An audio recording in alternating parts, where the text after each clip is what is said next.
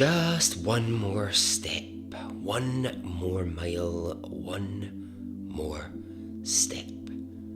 Keep pushing forward, keep going in this direction. You can't go wrong. Wait, you're going wrong. It's falling apart. Start again. Ever had to fight over and over for something? Well, these people have had to. They stand as examples of strength and courage, and bloody hell, we need that sometimes. One more step, one more mile. Keep going in this direction. Welcome to Extraordinary Stories Podcast.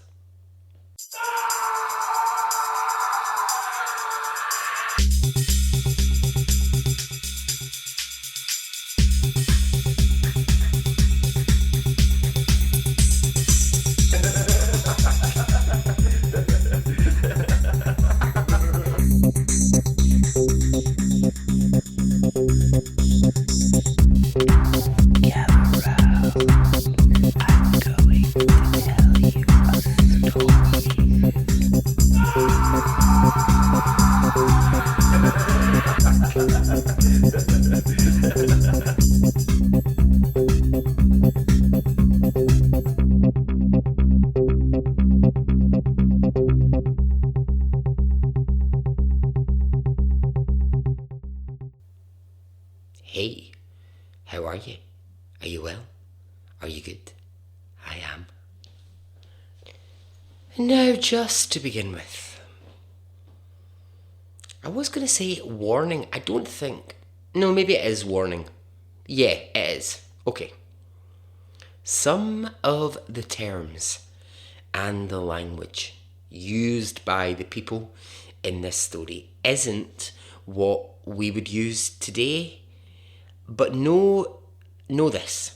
When I've chosen to include the original wording, it's a choice and it's representative of the time and it's important to the culture and to give context. Please don't cancel me or write nasty reviews. This is a minefield and I am very aware that some of the language here is outdated.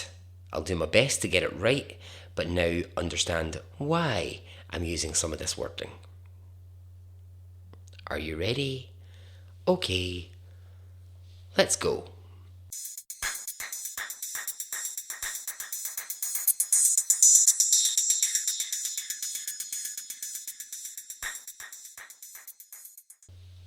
Okay, our story starts in the Bronx, New York. You know, same place that J-Lo and who else is from the Bronx? Al Pacino, I want to say. Maybe, I don't know. Anyway, someone who's definitely from the Bronx is Sylvia.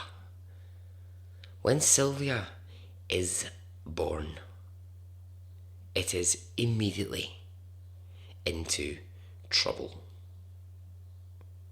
Born into a home where her mother was dogged by mental health issues, depression and drug dependency. It was a rough start in life for Sylvia as a baby. Now, her mother was Puerto Rican and her father Venezuelan. At the age of 3, Sylvia's mother would try to kill her by strangling her, only to be stopped by Sylvia's grandmother. At age 5, Sylvia's mother tragically swallows rat poison and dies, leaving Sylvia in the care of her grandmother. So, taken in at this young age, the relationship between Sylvia and her grandmother is good to start with, but quickly it takes a turn and they're soon fighting like cats and dogs. Now why? What are they fighting about? What is causing the unrest in their relationship? Well, Sylvia might only have been 5 or 6, but she had a very particular way of dressing, and her grandmother took serious exception to this. As the grandmother saw it through her eyes, little 6-year-old Ray was running around the town dressed in women's clothing, women's jewellery, and wearing makeup. Grandmother would say to Ray, "This ain't what we do. You're one of the boys. You're going to grow up to be a mechanic or something like that." But that was a big no-no. Indeed, born male, Ray Rivera was, even at 5 and 6 years old, not planning a career in the automobile trade, that's for sure. Ray was busy making fabulous, outlandish clothes from any scraps possible. By age 11, Sylvia will have left home and found herself living homeless in New York. New York, on 42nd Street, to be precise. I mean, I'm literally imagining Sylvia's life like the musical right now, jazz hands, costumes.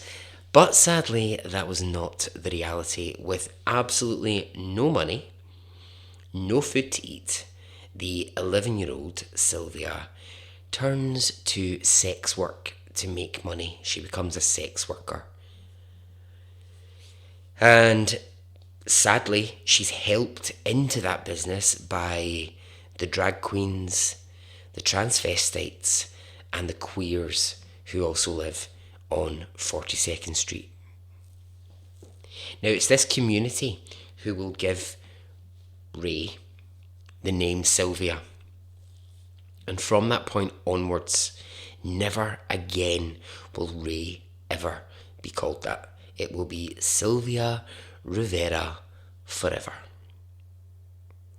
So during her teenage years, Sylvia would be arrested a lot for the sex work. And her grandmother would have to come, pay the fines. But really, the cycle just continued. Sylvia would just go back to the sex work, and the cycle would just continue. Up until the age of about 18, this was how life was. And so, to the main event in the story, the beginning of the defining of Sylvia, the Stonewall riots. Now, the Stonewall Inn was, and I suppose is, still the most famous LGBTQIA bar in the world, maybe? Well, certainly it would become it because of the events we're going to talk about. But I would say, yeah, probably now. Yeah, probably still is. Now, at the time leading up to the riots, it was an absolute political hotbed. Being queer was still illegal, and many people hid their sexuality.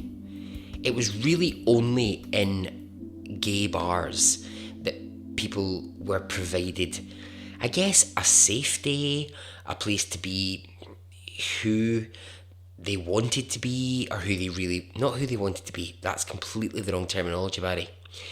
Not who they wanted to be, who they were.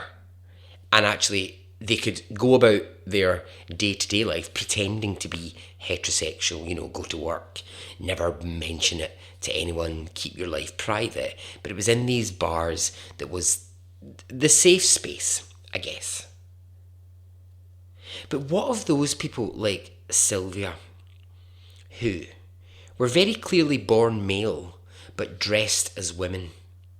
Now, remember, transgender wasn't a word then.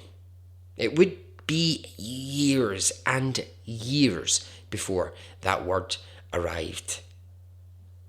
Well, History will tell us there was a division in the culture. Many gay people didn't like the bars being filled with transvestites, as they were known, or cross-dressers. They spelled trouble. Now, other people who will report on the history of New York at the time say this is bollocks. It was a open-armed welcome to one and all. And I think that will never be settled. It'll never be agreed upon whether it was the case that it was all love, peace and harmony to everyone, or there were divisions. What I should say here, and I'm going to be careful, is that if the idea exists that there is a universal love in the LGBTQIA community, then that is, well, it's simply not true. There is division amongst this community because there's separate communities within that, like there is everywhere in the world. You know, people are still in that community divided by race, wealth, lots of things. And I guess, I mean, it's not really the most positive thing to talk about, but it's really, really relevant to Sylvia's story. You know, a terrible sort of homophobia exists within the gay culture towards other parts of the culture. Plainly, to put it like this, I've been twice in my life attacked in a gay bar by other members of the LGBTQIA community, and both times it was for the same reason. My perceived white gay male privilege. And that hatred does exist. You know, in a way that we talk so openly now about straight white male privilege, there is a version of it within the queer community. There is. And so I'm not saying the community is full of hate. Of course that's not what I'm saying. Of course that's not what I mean. But there are divides. There's misunderstanding, and that can lead to reluctance to embrace all of the parts of LGBTQIA. And this is really why Sylvia's story is important to tell. Because this was definitely happening around 1968, 1969, and it's well documented there was a huge tension in New York between police and the non-heterosexual community. Bars like Stonewall, they would be raided daily. You know, as people were inside dancing, having drinks, having fun, police would arrive, arrest anyone caught in any kind of gay act, and they would clear the bar out. It would be padlocked shut, and off they went. But the mafia were involved. Each time the police did this, each time they locked up a bar, the mafia came along, reopened the bar, restocked the alcohol, and let the party continue.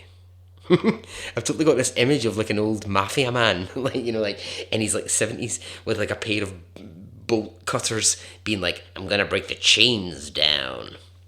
Now, were the mafia doing this out of the goodness of their hearts? No. They were profiting. Of course they were. They were profiting from the bars being reopened. They were making lots of money from the queer bars of the time. But the communities who were going to these bars just didn't care that the mafia were involved. They just wanted their safe spaces back. And more than any other bar, the Stonewall Inn was targeted. Sometimes people in the bar would get into physical fights with police. They would refuse to be pushed around, but yet they always seem to get beaten back down by police. Sometimes it was a case of Oh, for God's sake, here come the police again. Right, fine, let them do their thing. We'll clear out, let them lock the bar up, take away the alcohol. We'll go and stand on the street for an hour, and then we'll be back in anyway because the mafia's going to come along and reopen the bar soon. This was just like an ongoing thing. So then we get to the main event of June 28th, 1968. The people in the Stonewall Inn are about to endure yet another raid by police when finally that tension has built to the point where it's going to turn into a full-scale riot. And this will become known as the Stonewall Uprising. This leads to 6 days of rioting in and around the bar. So how does it start? Well, very simply, as police are raiding the bar, one of the queer community throws a coin at a police officer. It hits his head and he reacts with real anger. So at this, the crowd begin throwing more and more coins at the police just to create as much annoyance in the police as they possibly can. Then it gets a lot more serious. A bottle is thrown at a policeman's head and all hell breaks loose. Who threw that bottle? Who threw that item that was the straw that broke the camel's back? Well, it was Sylvia. As the riots break out, hundreds of police are called to try and calm the situation down, but it's far too late for that. On day one of the riots, there are 500 people outside of the Stonewall Inn, and there are 10 police officers on the scene trying to deal with this. And what happens is the police officers go in to the bar, they lock themselves in, they leave the protesters outside, and that's the night that the Stonewall Inn is destroyed. The community who had been inside the bar, they take to trying to set fire to the bar with the police inside of it. They find heavy objects to use as battering rams. The building gets covered in graffiti. And it takes until 4 a.m. in the morning and hundreds of officers to disperse the crowds. Not only have you got the people who were inside the bar, the queer community, you've also now got other New Yorkers who also think that there is an injustice here from police and they want to get involved. So it's running absolutely riot. You're up to the thousands of people now being involved in it. By day two, almost 2,500 people turn up on that same street outside that same pub, and they're setting fires, there's more graffiti, there's signs and there's posters demanding queer rights going up all over the city. And for 6 days the riots continue. By about day 6, police have a much better handle on the situation and everything slowly starts to calm down. Politicians at this point agree that they will take a serious look at the rights of this marginalised community.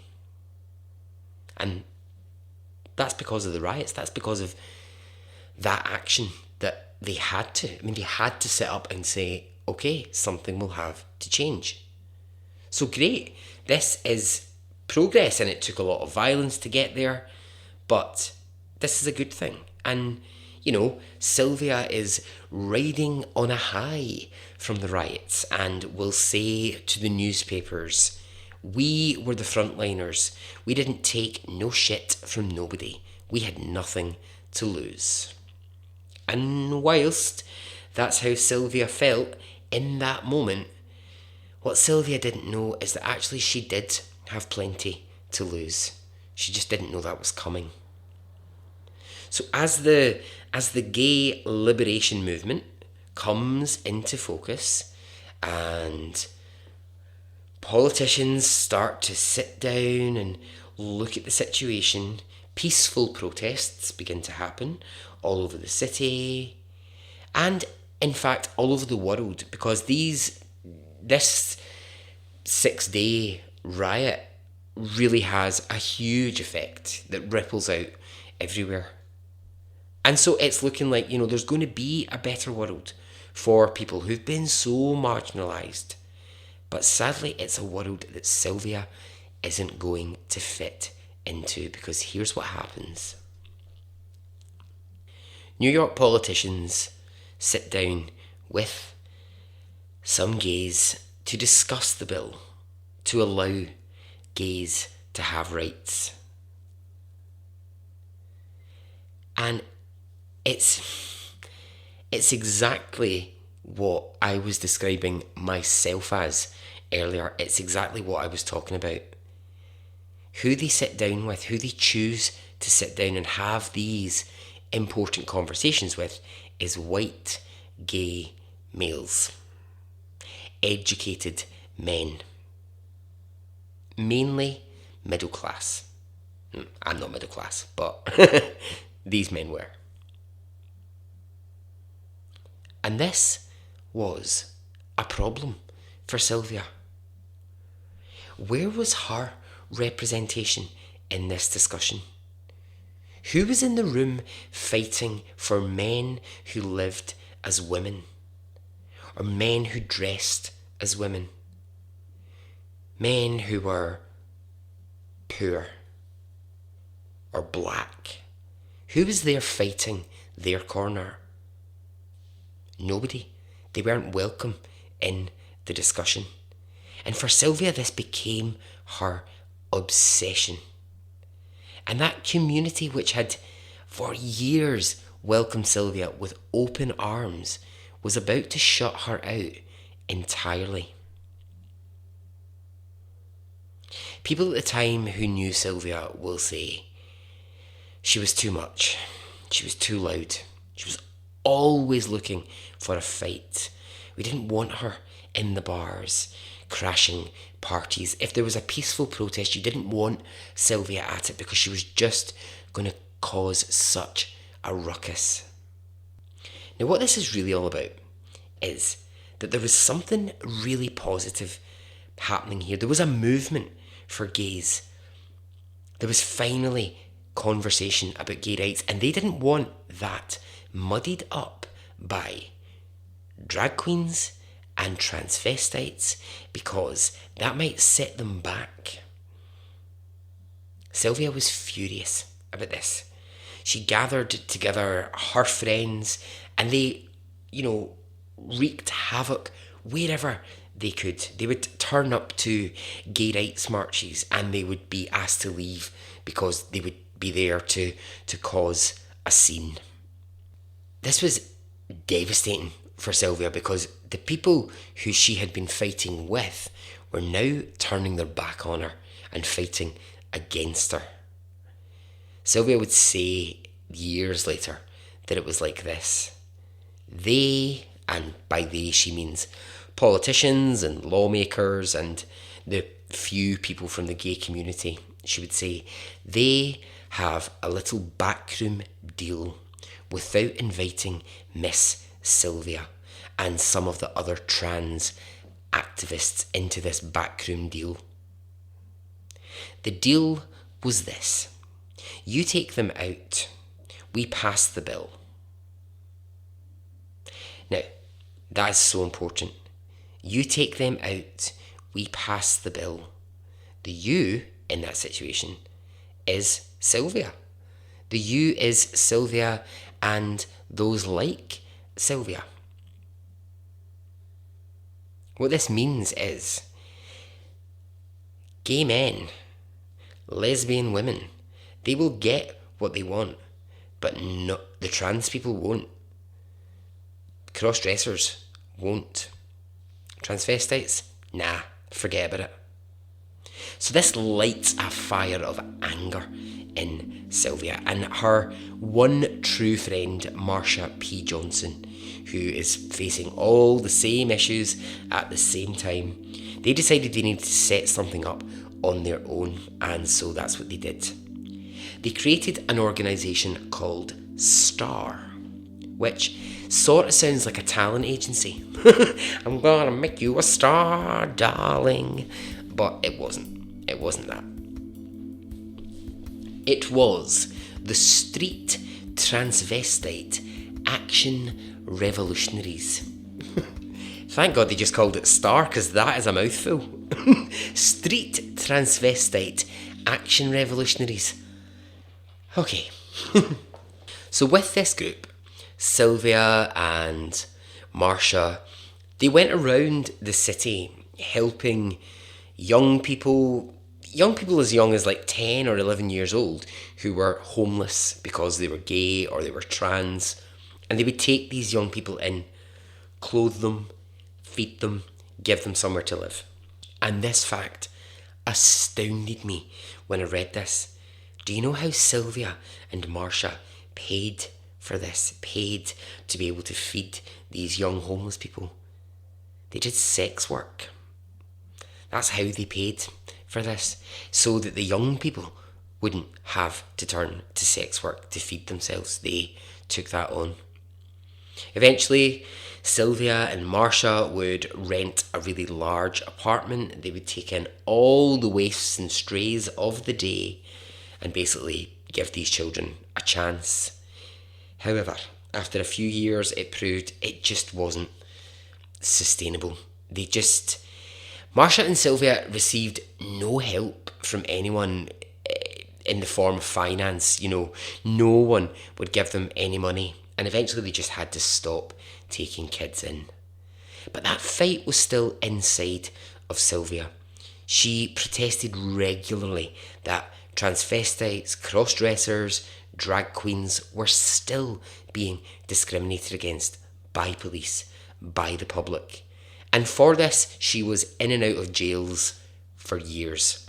Police had a picture of Sylvia on a wall in one of the police stations, and written underneath it were the words, "Arrest her first."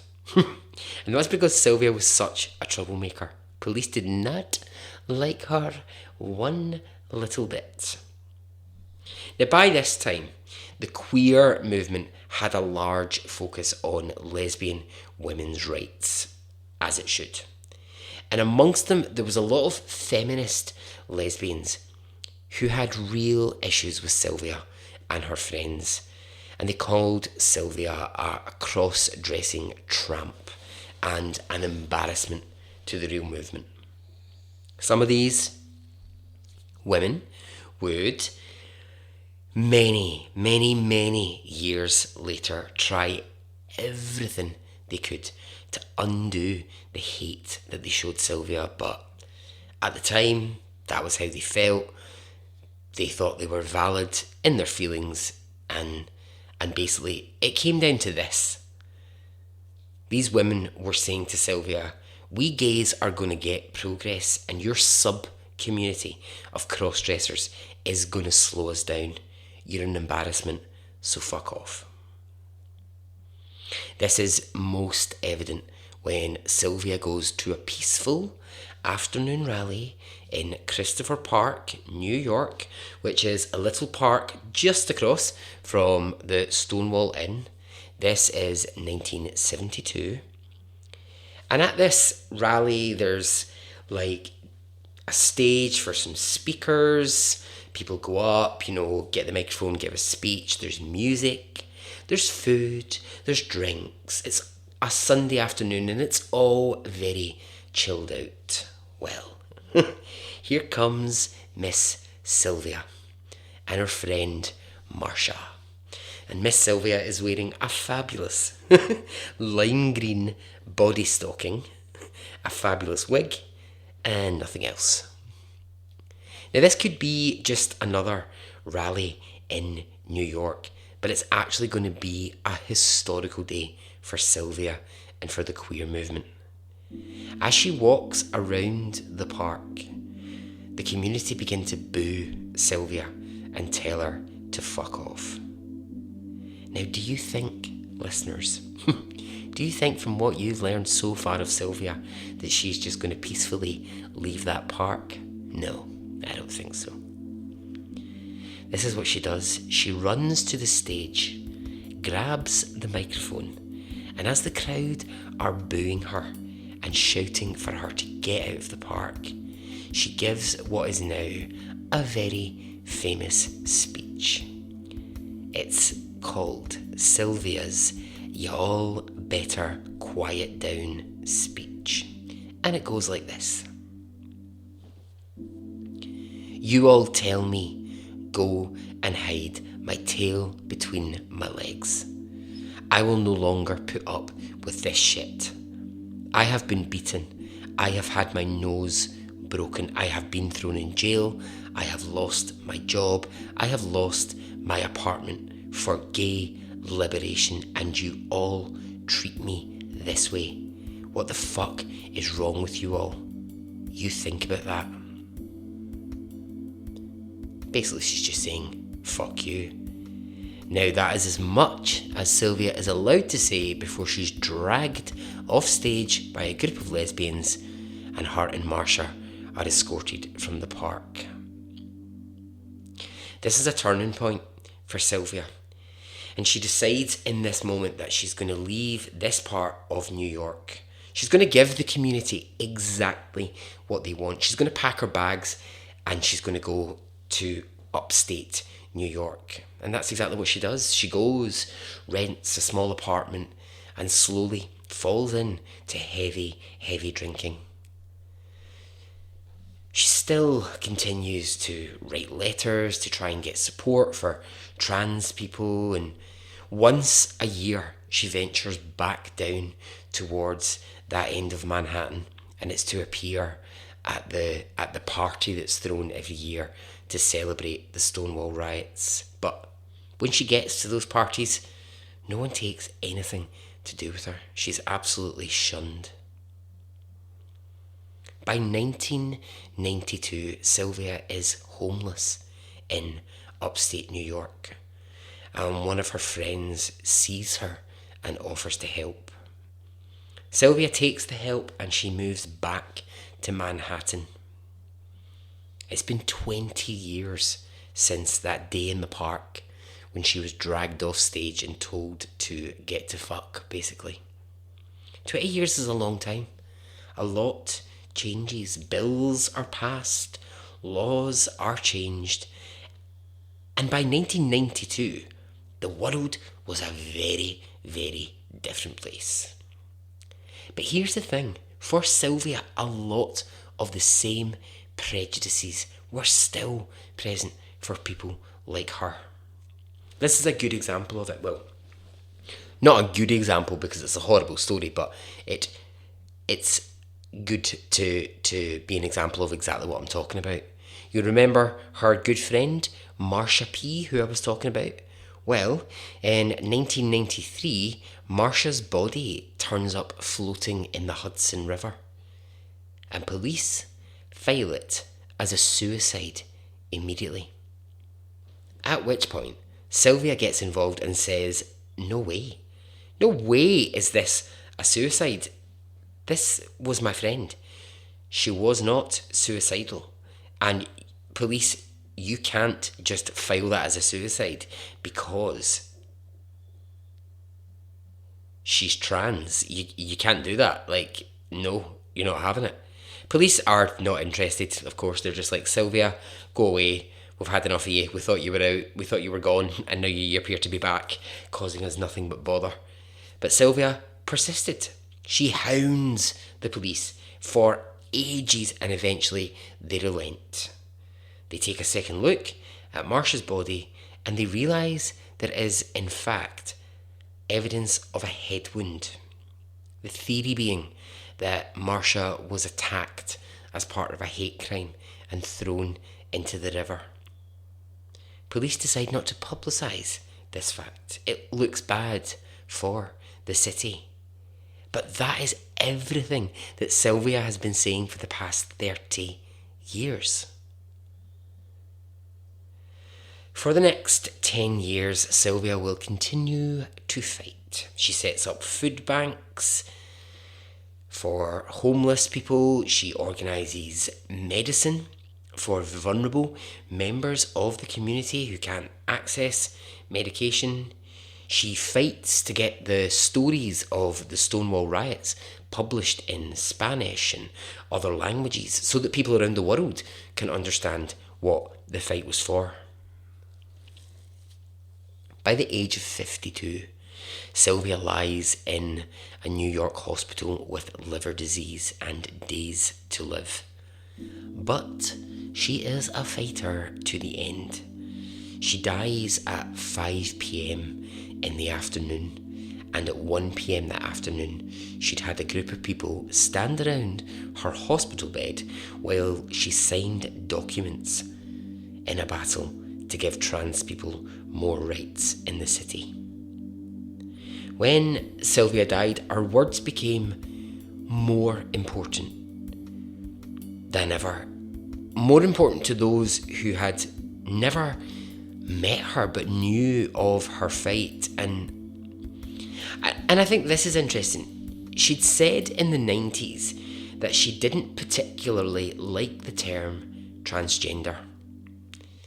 And although she said, I know it's old-fashioned to say transvestite or cross-dresser, for her, they were still the better words. However, we are led to believe that in the last years of Sylvia's life, it was her who fought for the letter T to stay in LGBT, even though she didn't like the word transgender. She fought for the word to be there. Now, her story has gone down in history.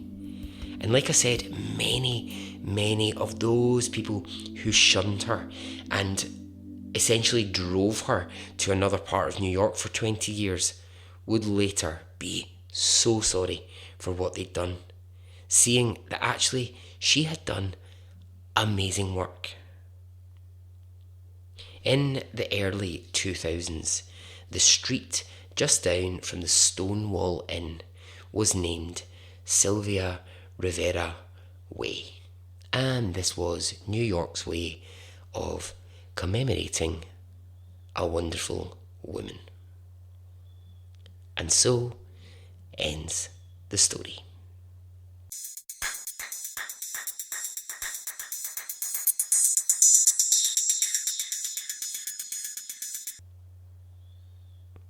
Alright, I hope you enjoyed that. And fingers crossed I'm not cancelled. Yeah, hopefully you can see what I was doing there with the terminology and you can understand that. Yeah, what a story, what a life, what a woman. There you go, eh? Okay, well, I'm going to continue with a few more stories on this same vein. So yeah, so thanks for listening. You know where to get me. Until we speak again, okay? Goodbye.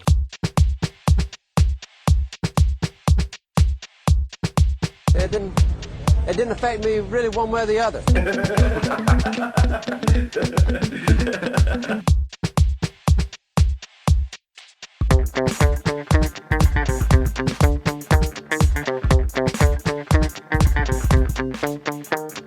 I would imagine from the look on his face, let's get it on, let's do it, let's get it over.